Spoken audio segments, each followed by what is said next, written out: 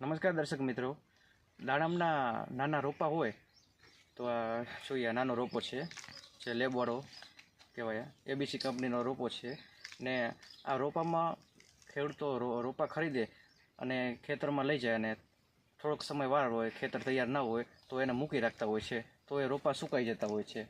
જેમ કે જો આ રોપો સુકાઈ ગયો છે, નાનો એવો રોપો છે, આ સુકાઈ ગયો છે રોપો. અને આ દ્રશ્ય બતાવો, જો આ દ્રશ્ય બતાવો, આ રોપા બધા છે તે સુકાઈ ગયા છે મિત્રો, અને આ લીલા છે. તો હવે જોઈએ તો આ રોપા સુકાઈ કેમ જાય છે અને એના માટે શું કાળજી ખેડૂતોએ લેવી જોઈએ. તો સૌપ્રથમ તો આ રોપા, નાના રોપા હોય એટલે એ તાપ સહન કરી શકતા નથી, ગરમી સહન ન કરી શકે, એટલે એના માટે છાયામાં રાખવા જોઈએ. અને ખાસ તો બને તો એને ચાસ પાડી દેવા, ચાસ પાડી અને અંદર બધાને ગોઠવી દેવા અને ત્યાં પાણી અંદર જઈ શકે એવી રીતે આયોજન કરવું. એટલે બે બાજુ ચાસ હોય અને બધી બાજુ પેક થઈ જાય અને પાણીને જઈ શકે એ રીતે આગ્રહ રાખવો. અને જો એવી રીતે ન થઈ શકે તો તમારી પાસે ઝાડવું હોય ને છાયામાં રાખી દેવા, જેથી તડકો ના આવે, એ છાયામાં રાખી દેવા. અને સાથે એને સ્પ્રે મારવો, પંપથી સ્પ્રે મારવાનો.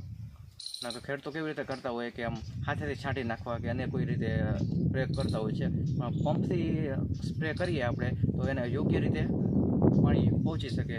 અને એક સ્પ્રે મારી એમાં પૂરું નહીં કરી નાખવાનું મિત્રો, થોડુંક વધારે પાણી નાખવાનું, કારણ કે સ્પ્રે આછું હોય એટલે બધી બાજુ રોપા વધારે હોય તો પાણી પહોંચી શકે એ રીતે વધારે સ્પ્રે મારવો અને લોપ ના કરવો.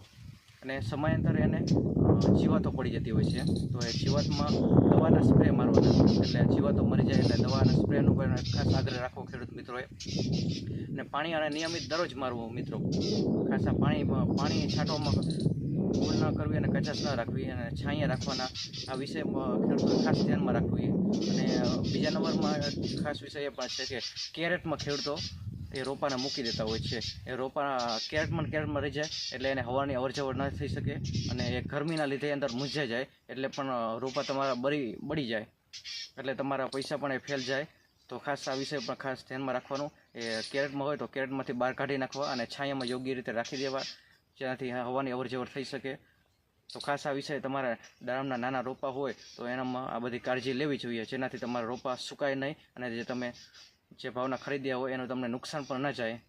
આભાર મિત્રો.